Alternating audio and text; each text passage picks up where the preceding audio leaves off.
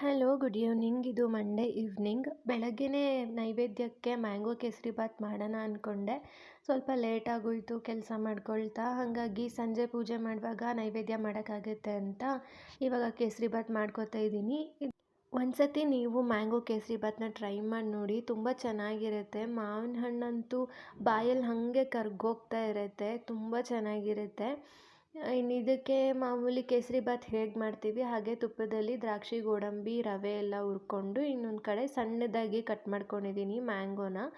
ಇದನ್ನು ರವೆ ಜೊತೆನೇ ಹಾಕ್ಕೊಂಡು ಸ್ವಲ್ಪ ಹುರ್ಕೊಂಡ್ರೆ ಆಯಿತು. ಒಂದು 2 ನಿಮಿಷ ತಿರುಗಿಸ್ಕೊಂಡ್ರೆ ಸಾಕು, ತುಂಬ ಜಾಸ್ತಿ ಏನು ಹುರಿಯೋದು ಬೇಕಿಲ್ಲ. ನಿಜವಾಗ್ಲೂ ಮಾವಿನ ಹಣ್ಣು ಹಾಕಿರೋದು ನಮಗೆ ಸಿಕ್ಕೋದೇ ಇಲ್ಲ. ಬಾಯಲ್ಲಿ ಹಾಕ್ಕೊಂಡ್ರೆ ಕೇಸರಿಬಾತ್ ಜೊತೆ ಹಾಗೆ ಅದು ಮೆಲ್ಟಾಗಿ ಹೋಗ್ಬಿಟ್ಟಿರುತ್ತೆ. ಇನ್ನು ನಾನು ಬೆಲ್ಲದ ಪಾಕ ಮಾಡಿಟ್ಕೊಂಡಿದ್ದೆ, ಅದನ್ನು ಹಾಕ್ಕೊಂಡಿದ್ದೀನಿ. ಅಂದರೆ ಬೆಲ್ಲದಲ್ಲಿ ಸ್ವಲ್ಪ ಏನಾದರೂ ಕಲ್ಲು ಏನಾದರೂ ಬರುತ್ತಲ್ಲ, ಹಾಗಾಗಿ ಕರಗಿಸಿಟ್ಕೊಂಡಿದ್ದೆ. ಅದನ್ನು ಹಾಕ್ಕೊಂಡು ಸ್ವಲ್ಪ ಫುಡ್ ಕಲರ್ನ ಆ್ಯಡ್ ಮಾಡ್ಕೊಂಡಿದ್ದೀನಿ.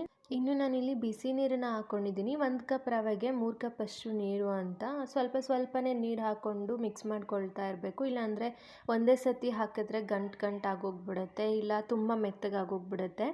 ಇನ್ನು ಕೊನೆಯಲ್ಲಿ ಸ್ವಲ್ಪ ಏಲಕ್ಕಿ ಪುಡಿ ಹಾಗೆ ಒಂಚೂರು ತುಪ್ಪನ ಹಾಕಿ ನೈವೇದ್ಯ ಮಾಡಿಕೊಂಡೆ. ತುಂಬ ಚೆನ್ನಾಗಿ ಬಂದಿತ್ತು ಈ ಕೇಸರಿಬಾತ್ ಅಂತೂ. ನಾನು ಫಸ್ಟ್ ಟೈಮ್ ಟ್ರೈ ಮಾಡಿದ್ದು, ಮೊಬೈಲ್ನಲ್ಲೇ ಈ ರೆಸಿಪಿ ನೋಡಿ ಟ್ರೈ ಮಾಡಿದ್ದೆ. ತುಂಬ ಚೆನ್ನಾಗಿತ್ತು.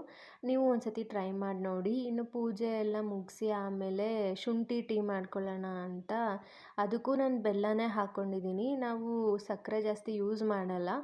ಇನ್ನು ಖಾರದ ಪುಡಿ ಖಾಲಿಯಾಗಿತ್ತು, ಬೆಳಗ್ಗೆ ಖಾರದ ಪುಡಿ ಮಾಡ್ಕೊಂಡಿದ್ದೆ. ಅದೇ ಮಿಕ್ಸಿ ಜಾರಲ್ಲಿ ಎಗ್ ಕರಿಗೆ ಮಸಾಲ ರುಬ್ಕೊಳ್ತಿದ್ದೀನಿ. ಅದಕ್ಕೆ ತೆಂಗಿನಕಾಯಿ, ಈರುಳ್ಳಿ, ಟೊಮೊಟೊ, ಕೊತ್ತಂಬರಿ ಸೊಪ್ಪು, ಪುದೀನ ಸೊಪ್ಪು, ಶುಂಠಿ, ಬೆಳ್ಳುಳ್ಳಿ, ಚಕ್ಕೆ, ಲವಂಗ ಹಾಗೆ ಸ್ವಲ್ಪ ಕಡಲೆಪಪ್ಪು, ಬೇಕು ಅಂದರೆ ಏಲಕ್ಕಿನೂ ಆ್ಯಡ್ ಮಾಡ್ಕೋಬೋದು. ನಾನೊಂದು ಸ್ವಲ್ಪ ಸೋಂಪು ಕಾಳು ಮತ್ತು ಜೀರಿಗೆನ ಹಾಕ್ಕೊಂಡಿದ್ದೀನಿ.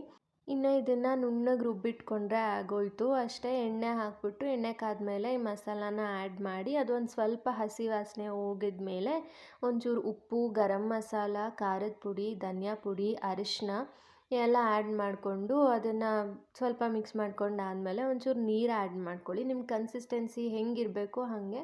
ಗಟ್ಟಿ ಬೇಕು ಅಂದರೆ ಸ್ವಲ್ಪ ನೀರನ್ನ ಕಮ್ಮಿ ಹಾಕ್ಕೊಳ್ಬೋದು. ನೀರು ಕಾದ್ಮೇಲೆ ಮೊಟ್ಟೆನ ಒಡೆದ್ಬಿಟ್ಟು ಹಾಕಿ ಒಂದು 5 ನಿಮಿಷ ಕುದಿಸಿದ್ರೆ ಆಯಿತು. ಮೊಟ್ಟೆನೂ ಚೆನ್ನಾಗಿ ಬೆಂದಿರುತ್ತೆ.